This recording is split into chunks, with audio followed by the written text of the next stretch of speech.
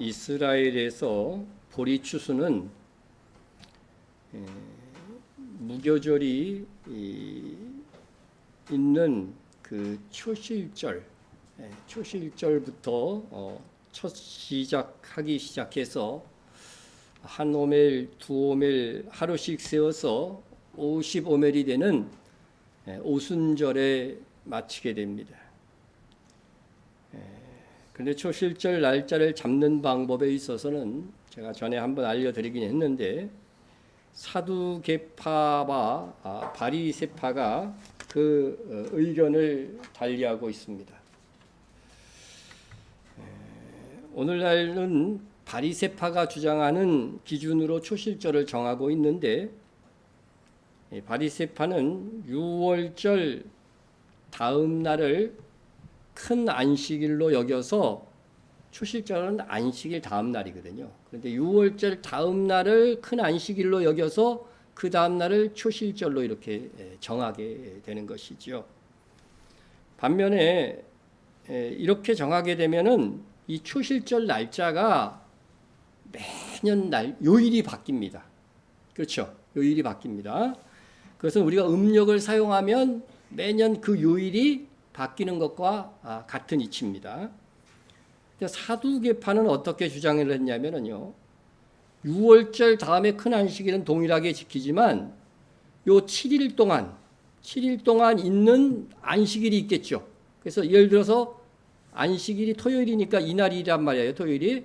그러면 그 다음 날이 초실절이 되도록 하는 초실절로 이렇게 지키게 되는 그런 것입니다. 만약에 안식일이 7일째다. 그럼 그 다음 날이 바로 또 초실절이 되는 거예요.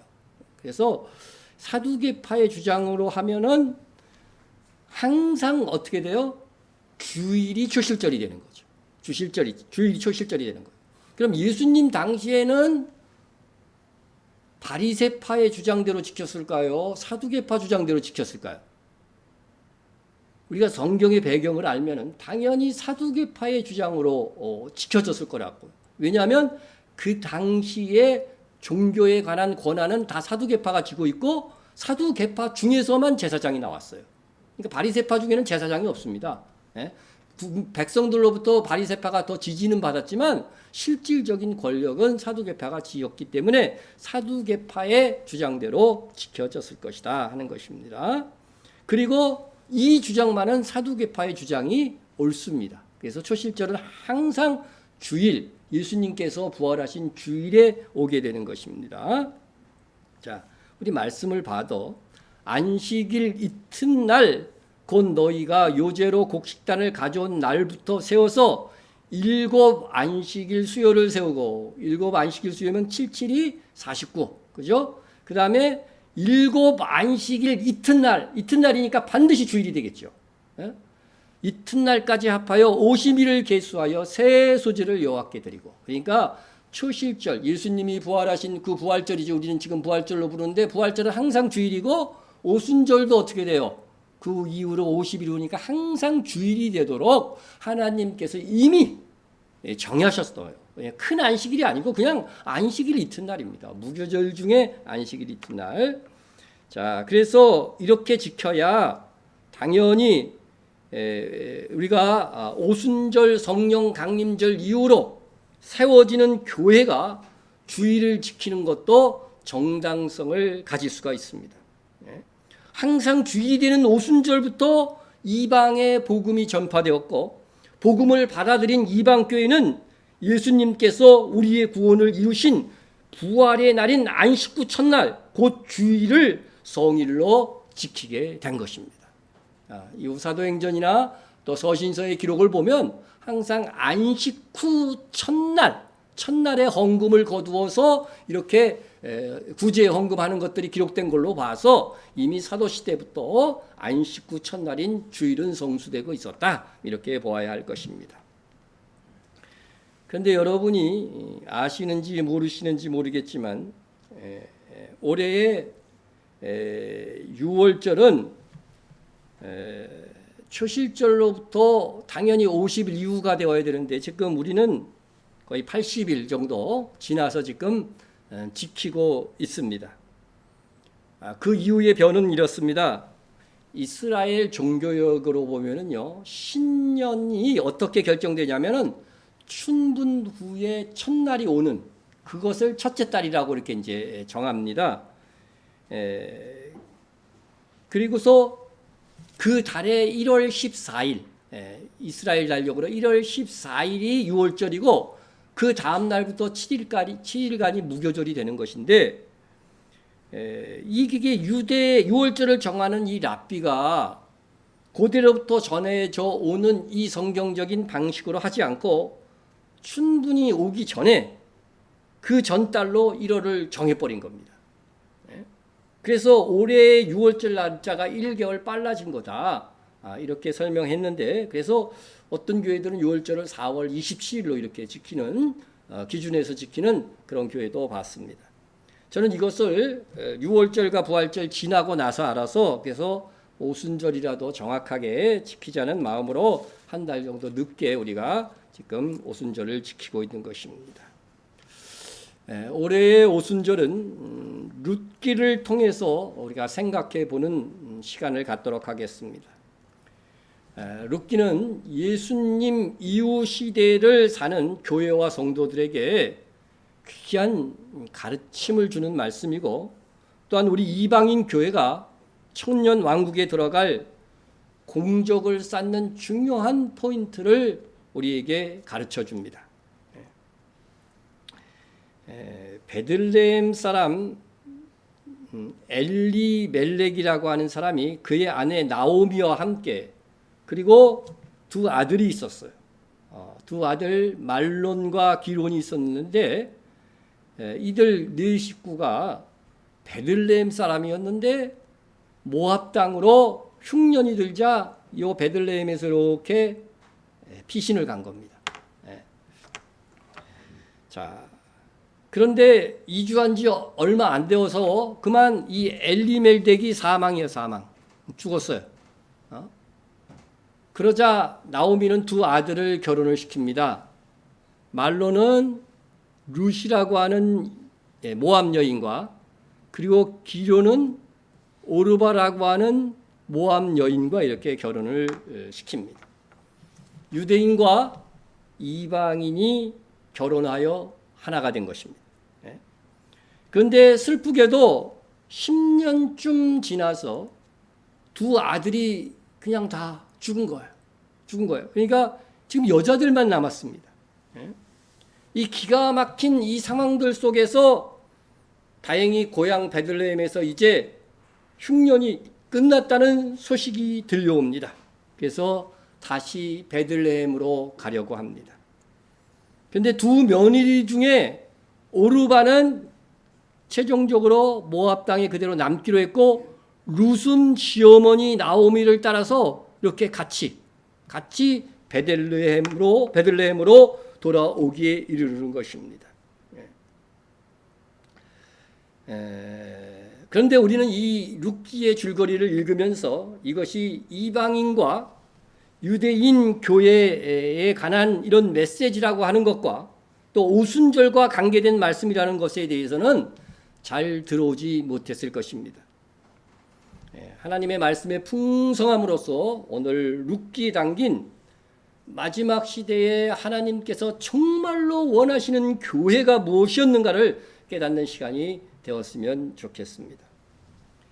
우선 룻이 어떻게 하나님을 알게 되었고 시어머니를 복양하기로 결단한 가장 중요한 이유가 무엇이었을까? 그것부터 생각해 보려고 합니다. 룻은 유대인과의 결혼을 통해서 하나님을 알게 되었습니다. 유대인과의 결혼. 여러분, 이것은 굉장히 중요한 우리에게 포인트입니다. 그녀는 그 믿음의 중요함을 알아서 자기 인생을 하나님께 건 것입니다.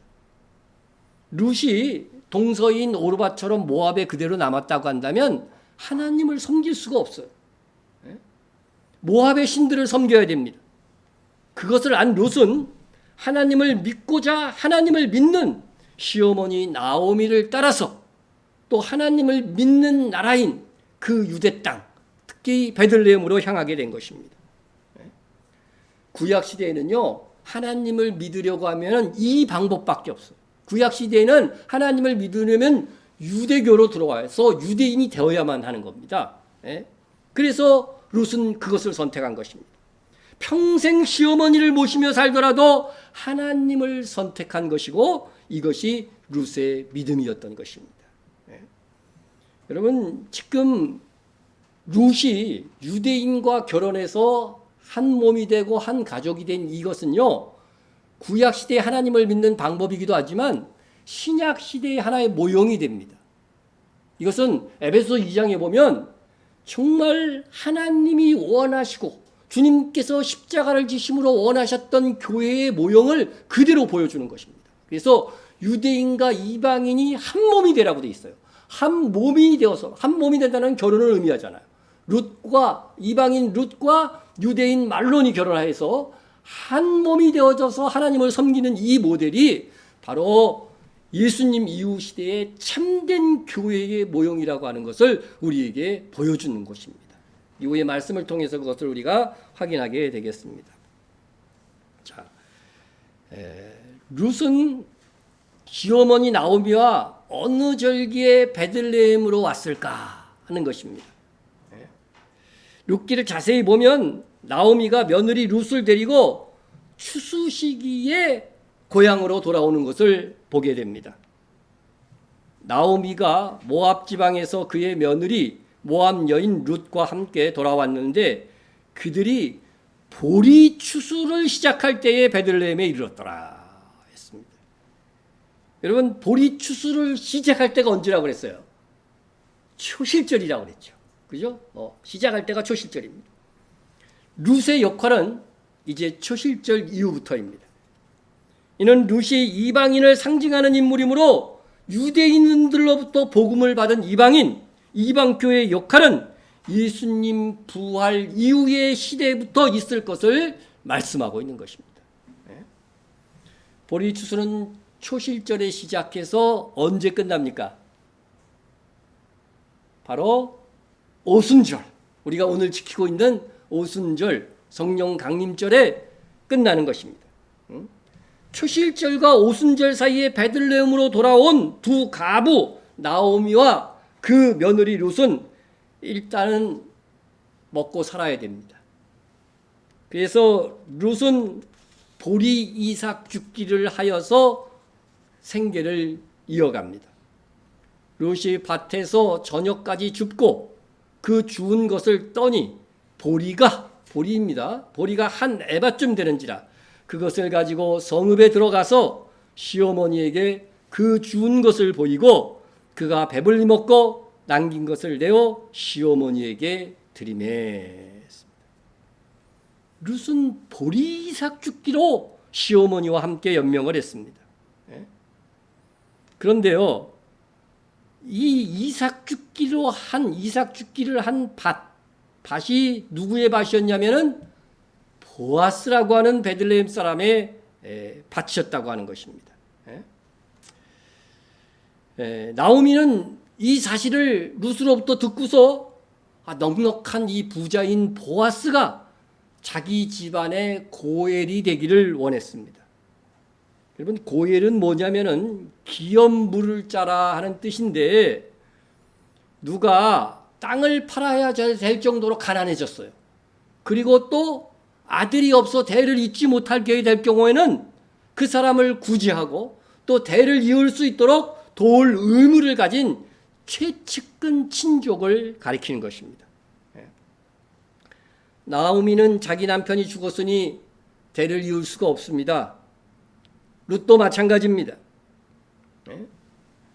그래도 나오미는요, 모압 땅으로 이주를 할 때에 뭐를 팔지 않았냐면요, 자기 남편 엘리멜렉의 땅을 팔지를 않았어요. 그래서 이제 가난해져 가지고서 이 땅을 팔지 않으면 생존의 위기에 처하기 때문에 지금 이 땅을 팔려고 내놓은 상태입니다. 그러니까 정말로 고엘이 필요한 그런 시기의 상황인 것입니다. 그런데 보아스는 나오미의 남편 엘리멜렉 집안의 제1순위 고엘자가 아니고 제2순위 고엘자였다는 것입니다. 그래서 나오미는 작전을 세우고 며느리에게 지시를 합니다. 룻은 그대로 수행을 합니다. 그래서 이 시어머니의 말대로 이제 실행에 옮긴 룻은 보리 추수를 하는 그 타작마당에서 이제 그 타작마당을 끝내고 타작마당에 그 곡식단 더미에서 이렇게 잠이 드는 보아스를 보고서 눕는 것을 보고 그가 덮은 그 이불의 그 발치 요 부분을 딱 들치고서 거기 가서 살짝 누운 것입니다. 이것은 세세하게 나오미가 지시한 대로 한 것입니다. 보아스가 밤중에 자다가 놀라갖고 일어나니까 놀라겠죠. 놀라니까 누구냐? 그러니까 룻이 말합니다. 나는 당신의 여종 룻이오니 당신의 옷자락을 펴 당신의 여종을 덮으소서. 이는 당신의 기업을 물을 자 됨이니이다. 이렇게 말해준 것입니다. 보아스는 이제 나오미와 그 룻의 의도를 이제 알게 된 것입니다. 보아스는 이 룻의 요구에 응하겠다고 합니다. 이제 내 딸아 두려워하지 말라. 내가 내 말대로 네게 다 행하리라. 내가 현숙한 여자인 줄을 나의 성읍 백성이 다 아느니라. 여러분 참 배려 깊은 말이죠. 밤에 자고 있는데 옆에서 여인이 싹 누우면은 좀 이상한 여인으로 생각할 거 아니에요. 그런데 기업 물을 것을 요구하기 위해서 이렇게 눕고 이 룻이 그러한 마음에 어떤 부담을 갖지 않기 위해서 네가 현숙한 여인이라는 것을 다 안다. 이렇게 말로도 위로해 준 것입니다. 자, 그러나 문제가 있습니다. 보아스가 고엘의 1순위가 아니고 2순위라고 하는 점입니다. 그래서 자기가 1순위자가 이 고엘의 임무를 거절할 경우에 내가 그렇게 해주겠다는 거예요. 그러니까 1순위자가 고엘의 임무를 감당해 주겠다 그러면 보아스는 고엘을 감당하고 싶어도 그 기업 물을 자의 역할을 할 수가 없게 되는 것이죠. 보아스는 이제 룻에게서 고엘이 되겠다고 일단은 그래도 허락을 했습니다. 이때 반드시. 그러니까 제1 순위자 고엘이 아니면 자기가 반드시 너의 고엘이 되어주겠다고 약속을 한 것이죠. 근데 여러분 보아스가 룻에게 고엘이 되겠다고 약속하고 허락한 날이 무슨 날일 것 같습니까?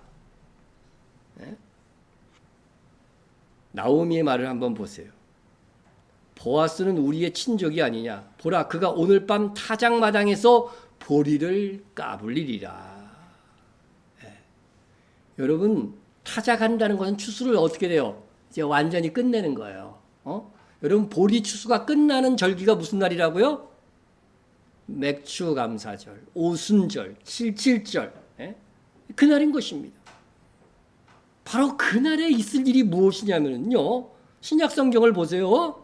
오순절 날이 이미 이르매 그들이 다 한 곳에 모였더니 그들이 다 성령의 충만함을 받고 성령께서 강림하신 그 날이 바로 이 오순절인 것입니다. 오순절인 겁니다. 자, 이렇게 하여서 절기를 지키고 추수가 주님이 다시 오실 때에 모형이 된다는 것을 아시는 여러분들은 여기에서 이제 어떤 해석이 가능하냐? 룻은 뭐의 대표예요? 우리 이방인입니다. 이방인 교회의 대표입니다. 보아스는 고엘이기 때문에 누구겠어요? 고엘은 당연히 예수님의 상징입니다. 예수님의 상징. 이것은 뭐 어떤 성경 해석자도 보아스가 고엘로서 예수님을 상징한다는 것을 부인할 수는 없습니다. 근데 보아스는 오순절에 룻에게 너에게 뭐가 되어주겠다? 고엘이 되어주겠다고 약속을 한 것입니다. 이것은 바로 오순절부터 예수님께서 이방인의 남편이 되실 것이라는 것을 예언하는 말씀이 되는 겁니다. 그래서 오순절에 성령께서 강림하시자 일어난 일이 뭐예요? 최초의 교회가 세워진 것이고, 그리고 예루살렘 교회가 세워지고 이후 복음이 이방인들에게 전파되어져 간 것입니다. 룻기에서 오순절에 보아스가 룻에게 약속한 이 고엘의 약속은 예수님께서 부활 승천하시고 첫 번째 오순절에 성령께서 강림하셔서 성취하신 것이라고 하는 거죠. 여러분, 성경을 깊이 살필수록 놀랍지 않습니까? 놀랍습니다. 룻기에는 이렇게 깊고 놀라운 예언이 담겨져 있었고, 오늘을 사는 우리에게는 이 예언이 이미 성취되었고 아직도 성령에 의해서 성취되어져 가고 있는 것입니다. 자, 그런데 이 보아스가 이제 고엘의 사역을 고엘이 되어주기 위해서 룻의 고엘이 되어주기 위해서 어떻게 행동하는지 보겠습니다. 룻이 이제 1순위 고엘자를 찾아갑니다. 그리고 그에게 그가 당신이 가진 이 고엘권을 행사할 것인지 만나서 물어봅니다. 보아스가 그 기업 물을 자에게 이르되, 모압 지하 왕에서 돌아온 나오미가 우리 형제 엘리멜렉의 소유지를 팔려 함으로 만일 내가 물으려면 물으려니와 만일 내가 물으지 아니하려면 내게 고하여 알게 하라. 내 다음은 나요 그 외에는 물을 자가 없느니라 하니 그가 이르되 내가 물으리라 하는지라 했습니다. 지금 나오미가 생계 때문에 죽은 남편의 소유주의 땅을 지금 팔려고 내놨어요. 여러분, 땅은요 성경은 팔지 말라고 돼 있어요. 그러나 가난 때문에 어쩔 수 없는 거예요. 이럴 경우에는 가까운 친척이 고일이 되어서 그 밭을 사갖고 그가 다시 그 땅을 소유할 수 있도록 도와줘야 되는 거죠. 도와줘야 되는 책무가 있는 것입니다. 자, 이 말을 해주었더니 이 1순위 고일자가 내가 그렇게 하겠다고 말한 거예요. 하겠다고 말한 겁니다. 이렇게 되면 보아스가 룻의 고일이 될 수 있어요, 없어요? 없는 겁니다. 그런 상황이 된 겁니다. 그런데 이 사람이 흔쾌히 고일이 되겠다고 응한 이유가 있어요. 그것이 뭐냐면 나오미는 이미 늙었고 아이를 가질 수가 없으니까 상속할 아들을 낳을 수가 없는 겁니다. 그래서 밭을 사면 상속할 아들이 없으니까 그거는 내 재산이 되는 거야. 그렇게 생각을 한 겁니다. 그렇게 되면 엘리멜렉과 나오미의 가문은 어떻게 돼요? 대가 끊기게 되는 거죠. 끊기게 됩니다. 그런데 이 1순위 고일자가 알지 못하고 생각하지 못한 것은 룻이 있다는 걸 모르는 거예요. 룻이 있다는 거를요. 룻은 아이를 낳을 수 있어요, 없어요? 젊으니까. 나올 수 있는 거죠. 나올 수 있는 거죠. 그래서 며느리 룻이 있으므로 고엘의 임무는 단순히 땅을 사주는 것뿐만 아니라 자기가 룻을 아내로 삼아갖고 아들을 낳게 하는 거예요. 그럼 아들을 낳으면 이게 누구 아들이 돼요? 엘리멜렉, 나오미의 아들이 되는 거예요. 그래갖고 그 재산을 이 아들에게 상속해줘야 되는 거예요. 그러면은 결국 자신은 뭐예요? 재산의 큰 손해가 될 수밖에 없게 되는 것입니다. 보아스는 이것을 이제 설명을 해줘야지 정확하게. 그래서 1순위 고일자에게 알려줍니다. 보아스가 이르되 내가 나오미의 손에서 그 밭을 사는 날에 곧 죽은 자의 아내 모압 여인 룻에게서 사서 그 죽은 자의 기업을 그의 이름으로, 그죠? 엘리멜렉의 이름으로 세워야 할지니라 이렇게 말해준 것입니다. 생각지 못한 거죠. 제1순위 고일자는. 그러자 자기가 손해가 될 것 같으니까 이 사람이 이렇게 얘기합니다. 나는 내 기업에 손해가 있을까 하여 나를 위하여 물지 못하노니 내가 물을 것을 내가 보아서 네가 물으라 이렇게 말해 준 것입니다. 제1순위 고일자는 자기 손해를 감수하기 싫어서 고일권을 포기합니다. 그러나 보아스는 어떻게 돼요? 자기 희생을 감수하고 자기 재산의 손해를 감수하고 룻의 고엘, 나오미의 고엘이 되고자 열심을 품었다고 하는 것을 여기서 우리가 알 수가 있습니다. 자, 이제 이리하여서 보아스는 룻과 합법적인 이제 결혼을 하게 됩니다. 합법적인 결혼을 하게 됩니다. 그래서 나오미의 고일이 되어서 땅도 사주고 룻을 아내로 삼게 되는데 그리하여서 낳은 아들이 누구냐면은 룻입니다. 오벳입니다. 오벳. 그래 룻과 보아스 사이에 낳은 자식이 오벳이라고 하는 것입니다. 예? 자, 룻이 보아스에게 낳은 아들은 보아스의 아들도 아니고 룻의 아들도 아니고 누구의 아들이 돼요? 엘리멜렉의 아들이고 곧 나오미의 아들이 되는 거예요. 나오미의 아들이 되는 것입니다. 그래서 룻이 오벳을 낳자마자 이웃 여인들이 축하를 룻에게 해준 게 아니라 누구에게 해줘요? 나오미에게 가서 해주는 거예요. 나오미에게 가서. 그래서 나오미의 아들이 되는 것입니다. 여인들이 나오미에게 이르되 찬송할지로다. 여호와께서 오늘 네게 기업 물을 자가 없게 하지 하셨도다. 이는 내 생명의 회복자이며 내 노년의 복량자라. 아들이니까 커가지고서 나오미를 복량할 자가 이제는 이 아들이 된 거죠. 곧 너를 사랑하며 7 아들보다 귀한 네 며느리가 낳은 자로다 아니라 나오미가 아기를 받아 품에 품고 그의 뭐가 되어 양육자가 되니.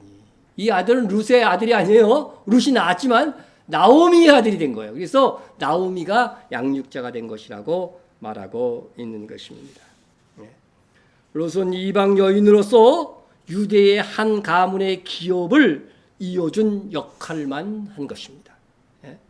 그리고 성경은 이 룻이 다윗 왕의 증조 할머니가 되었다고 기록하고 있습니다. 여러분 이것이 우리에게 주는 교훈이 무엇입니까? 크게 2가지로 한번 생각해 보고자 하는데 첫째는 오순절에 고엘인 보아스가 룻을 아내로 삼은 것처럼 이스라엘의 고엘 대신 예수 그리스도께서 오순절을 기점으로 믿는 이방인인 우리를 아내 삼아 주셨다고 하는 것입니다. 우리를 아내 삼아 주셨다는 증거가 뭐냐? 증거를 대라 이렇게 하면 뭐로 되면 돼요? 우리 안에 계신, 우리 안에 내주하신 누구? 성령님을 증거로 되면 되는 것입니다. 여러분 오늘 제가 모하르와 케투바에 대해서 좀 가르쳐 드리겠습니다. 유대 지역의 결혼식은요, 신랑과 신부가 약혼식을 할 때에 신부에게 신랑이요 지창금을 줘요. 그래서 모하르는 신랑이 약혼식 때에 신부에게 지불하는 지창금, 이것은 신부를 사는 행위예요. 사는 행위입니다. 자, 그리고 이 성경에 보면 야곱이 레와와 라헬을 얻기 위해서 지창금이 없으니까 어떻게 해야 돼요? 무려 14년 동안 노동을 했어요. 그렇게 부잣집 여자를 데리고 오려면은요 그만한 값을 지불해야 된다는 거죠. 이렇게 거금을 들여서 아내를 맞이하면은요 이 신부를요 돈이 아까워서라도 버릴 수가 없는 거예요. 자, 그런데 문제는 돈이 없는 청년들이 결혼하기가 너무 어렵다는 겁니다. 그렇잖아요. 그래서 남편은 아내에게 음식과 의복 제공과 부부 생활을 유지할 것을 약속하고 또 이혼 또는 사망 시에 아내에게 특정 금액을 남기도록 문서화하는 결혼 계약서를 남기게 되어 있어요. 그런데 이것은 그래서 이 케투바라고 하는 것은 결혼 계약서로서 남편이 결혼식을 이행하기 위해서 반드시 다시 돌아올 것이라고 하는 이 보증서 역할을 했다는 겁니다. 그래서 서약으로 기록으로 이제 남기는 거죠. 기록으로 남기는 겁니다. 따라서 모하르와 케투바는 신부에게 남편이 결혼하러 다시 올 것을 보증하는 거예요. 약혼식 때 보증하는 거예요. 보증하는 겁니다. 자, 예수님은 우리를 신부로 삼고서 어떤 지창금을 주셨습니까? 어떤 지창금을 줬어요? 어떤 모하르를 우리에게 주셨는가? 성경의 기록을 보면 자기 몸을 주셨다고 돼 있어요. 그죠? 자기 몸을 드렸다고 그랬어요. 그래서 예수님은 자기 몸을 십자가에 피 흘려서 너희를 샀다고 성경이 기록하는 것입니다. 그래서 사도행전 20장 8절 보면은 거기에 하나님이 자기 피로 사신 교회라고 표현이 되어 있어요. 자기 피로 사신 교회. 그리고 계시록 5장 9절에도 여러분 보시면은 같은 말씀이 있는 것입니다. 그래서 일찍 죽임을 당하사 각 족속과 백성과 방언 가운데, 그건 이방 교회를 얘기하는 거죠. 방언 가운데 사람들을 피로 사서 하나님께 드리시고, 이런 말씀이 있는 겁니다. 그래서 예수님께서 지참금으로 우리에게 지불하신 것은요, 억만금을 주고도 바꿀 수 없는 창조주이신 예수 그리스도의 피로 우리를 사셨다고 하는 것입니다. 그리고 그럼 케투바는 뭐냐? 성령의 내주하심으로 보증하는 겁니다. 신랑 되신 예수님께서 다시 오셔서 우리와 결혼식을 하실 것이라고 하는 것을 성령의 내주하심으로써 보증하시는 것입니다. 우리 고린도후서 1장 22절을 보면 분명히 케투바인 성령님을 설명하고 있습니다. 그가 또한 우리에게 인치시고 보증으로 우리 마음에 성령을 주셨느니라. 성령님은 이렇게 우리에게 예수님의 아내됨을 보증하는 겁니다. 그래서요, 성령이 내주하시고 나면은요, 예수님이 나의 신랑이시고 예수님이 나의 구세주시고, 이 믿음이요, 이 마음속에서 사라지질 않는 거예요. 그래서 우리의 구원이 지켜지도록 한 것입니다. 그래서 선지자는 새 언약을 어떻게 설명했냐면요, 기록이잖아요. 서로 결혼 계약서니까 기록이 남겨져야 되잖아요. 그 기록을 성령을 설명하면서 이렇게 설명합니다. 내가 나의 법을 그들 속에 두며 그들의 마음의 기록, 결혼 계약서, 케투바를 마음속에 기록한다는 거죠. 마음속에 기록하여 나는 그들의 하나님이 되고 그들은 내 백성이 될 것이라. 믿음이 사라지질 않는 거예요. 그래서 여러분들, 한 번 구원은 영원하다고 하는 것을요, 그래서 강조하는 겁니다.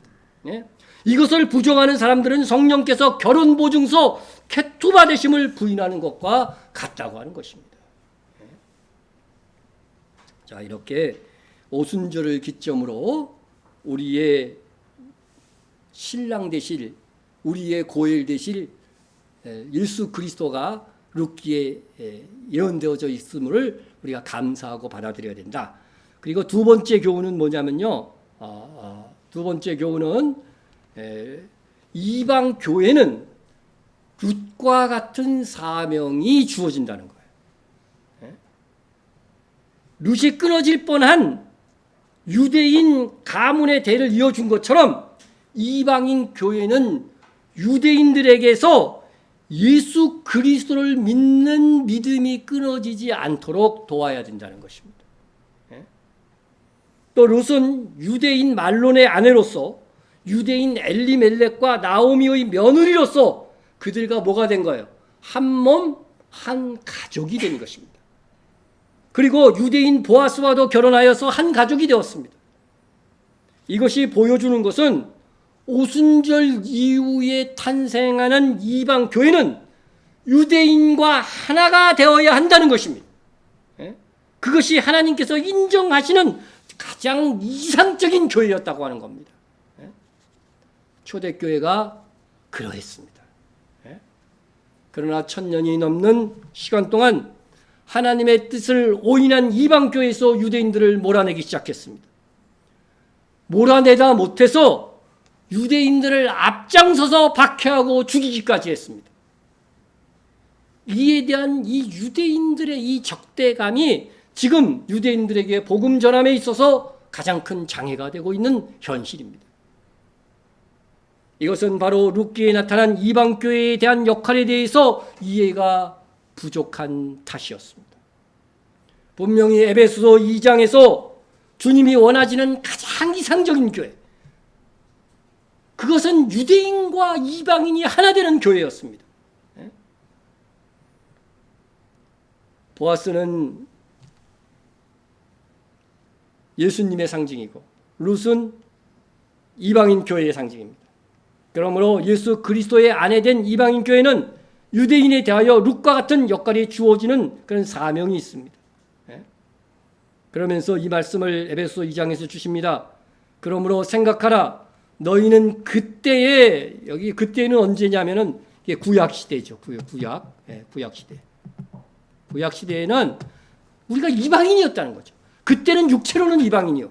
너희는 그리스도 밖에 있었고 이스라엘 나라 밖의 사람이라.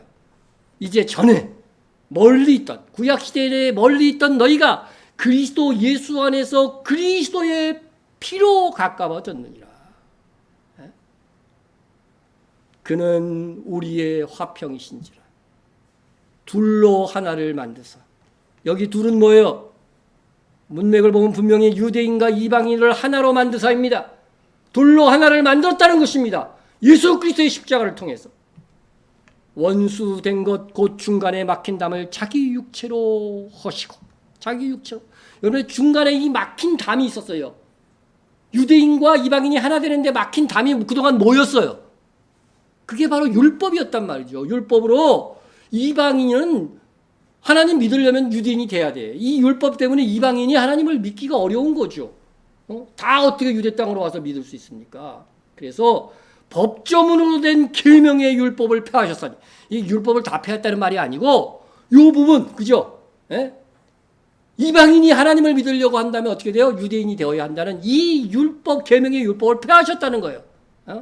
그래서 이 목적이 뭐냐면 이는 이 둘로, 유대인과 이방인이 이 둘로 자기 안에서 한 새 사람을 지어. 새 언약 시대에요. 정말로 새로운 피조물, 새로운 새 사람. 그것은 뭐냐면요, 이방인과 유대인이 하나가 되는 겁니다. 한 새 사람을 지어서 화평하게 하시고 또 십자가로 이 둘을, 유대인과 이 둘을, 이방인을 한 몸으로 하나님과 화목하게 하려 하십니다. 여러분, 룻이 유대인과 결혼해서 한 몸이 되었어. 한 몸이 됐어. 그와 같이 이방인도 이제는 유대인과 한 몸이 되라는 것이죠. 한 몸으로 하나님을 섬기는, 한 몸으로 성령 안에서 하나님을 섬기는 그러한 교회가 참 교회다. 정말 주님이 기대하시고 원하시는 교회다. 이렇게 분명히 구약 성경도 아닌 신약 성경에 나와 있습니다. 그럼에도 지금까지의 교회의 역사는 음료 로마 카톨릭의 주도하에 유대인들을 배격하고 종교 개혁자들조차도 이 부분을 수정하지 못한 채 이스라엘의 모든 축복은 교회로 바뀌었다는 성경에 어디에도 없는 신학을 퍼뜨린 것입니다. 이제 우리는 정말 주님께서 십자가를 지시면서까지 원하셨던 교회의 모습으로 돌아가야 됩니다. 이 오순절의 성취, 성령 강림절을 기점으로 세워진 교회는 오순절에 이방인 룻을 아내로 맞아들인 보아스의 일로 예언되어진 일인 것입니다. 그러므로 우리는 예수 그리스도를 믿는 유대인들이 대가 끊어지지 않도록 하시는 주님의 뜻에 합당하게 유대인들을 돕고 섬기고 복음을 전해 주어야 하는 것입니다. 여러분, 룻기의 결론을 보면 이것이 더 선명해집니다. 베레스의 계보는 이러하니라. 베레스는 헤스론을 낳고 헤스론은 람을 낳고 람은 아미나답을 낳았고 아미나답은 나손을 낳았고 나손은 살몬을 낳았고 살몬은 보아스를 낳았고 보아스는 오벳을 낳았고 오벳은 이세를 낳고 이세는 다윗을 낳았더라. 여러분, 룻기의 마지막 결론이 뭐예요? 다윗을 낳았다는 거예요. 여러분, 이 다윗을 낳았다는 것은 다시 말하면 예수 그리스도를 낳았다고 하는 뜻과 똑같은 거예요. 왜냐하면 여러분, 성경에 보면은 뭐 에스겔 선지자도 예언했지만 다윗 이후에 한참 몇백 년 후에 선지자지만 어떤 예언을 하냐면요, 이제 이스라엘에요 다윗이 왕이 되어 영원히 다스릴 것이라고 하는 예언을 해요. 그것은 다시 오실 예수님께서 영원한 이스라엘의 왕, 유대인의 왕이 될 것을 예언하고 있는 것입니다. 그래서 이 예언들은 다 다윗의 후손으로 오셨던 그리스도께서 다시 오셔서 유대인의 왕이요 만왕의 왕이 되어 다스릴 예언이 된다고 하는 것입니다. 그러므로 룻기의 결론으로 다윗의 이 족보를 계시한 것은 주님 다시 오심을 위해 이방교회의 역할이 있다는 것을 다시 한번 선언하고 있는 것인데, 그것이 뭐다? 베레스의 계보라고 합니다. 예수님의 족보 중에서 베레스와 다윗 사이의 이 족보가 그것을 말해주고 있다고 하는 것입니다. 여러분, 여기서 베레스가 나오는데 베레스의 엄마가 누군지 아세요? 베레스의 엄마. 네? 크게 기대는 안 합니다만 베레스의 엄마가 다말입니다. 다말. 예? 유다의 며느리로서 어떻게 돼요? 유다와의 사이에서 낳은 아들이 베레스와 세라가 있는데 이 베레스가 그 계보를 이어요. 예, 계보를 잇고 그 계보 속에서 예수 그리스도가 탄생하는 것입니다. 예? 여러분 이 다말은 이방인 여자입니다. 이방인 여자. 예? 그래서 유다의 대가 끊어질 위기에 그 대를 이어준 이방 여인 다말이 있었다고 하는 사실입니다. 그래서 이 룻에게도요 성문에 앉아있던 장로들이 뭐라고 얘기했냐면 백성들이 뭐라고 얘기했냐면요 보아스와 룻의 결혼을 앞두고서 여호와께서 이 젊은 여자로 말미암아 내게 상속자를 주사 내 집이 다말이 유다에게 낳아준 베레스의 집과 같게 하시기를 원하노라 이렇게 말한 것입니다. 예? 룻이 이방 여인이기 때문에 룻도 이방 여인으로서 유다에게서 베레스를 낳아준 그 여인처럼 다말처럼 되라고 하는 것은 뜻이 담긴 거죠. 예? 여러분 또 룻기에 등장하는 이 보아스, 예? 여러분 이 보아스 있죠, 보아스. 보아스 엄마가 누군지 아세요? 보아스 엄마도 이방 여자예요. 누구겠습니까? 라합입니다. 라합. 여리고성에서 라합과 그 가족만 구원받죠. 그가 바로 살몬의 아내가 되어서 보아스를 낳은 겁니다. 예? 예? 그리고 오벳을 낳은 엄마도 누구예요? 룻이니까 역시 이방 여인이었다는 사실입니다. 그리고요 다윗이 솔로몬을 낳죠. 솔로몬을 낳은 밧세바도요 햇사람의 아내 되었던 사람이니까 햇사람 여자란 말이에요. 이방 여인이었다는 거죠. 예? 여러분 예수님의 족보를 보면은 마태복음 1장에 있는 예수님의 족보를 보면 여자가 5명이 등장해요. 그죠? 그런데 4명이 이방 여인입니다. 예수님의 육신의 어머니 마리아를 제거하는 다 이방 여인입니다. 예? 예? 자, 유다는 다말에게서 베레스와 세라를 낳고 마태복음 1장 3절입니다. 다말이라고 하는 이방 여인이 들어갔죠. 살몬은 라합에게서 보아스를 낳고, 예? 예? 자, 그 다음에 역시 이방 여인이죠. 보아스는 룻에게서 오벳을 낳고 역시 이방 여인이죠. 그죠? 다윗은 햇사람 우리아의 아내에게서 솔로몬을 낳고 밧세바 역시 이방 여인이었습니다. 예수님의 족보에 정통 유대인 아내들이 있잖아요. 사라나 리브가나 레아 라헬 같은 이 히브리 정통 부인의 이름은 없는데 이방 여인들의 이름만 들어가 있다는 거죠.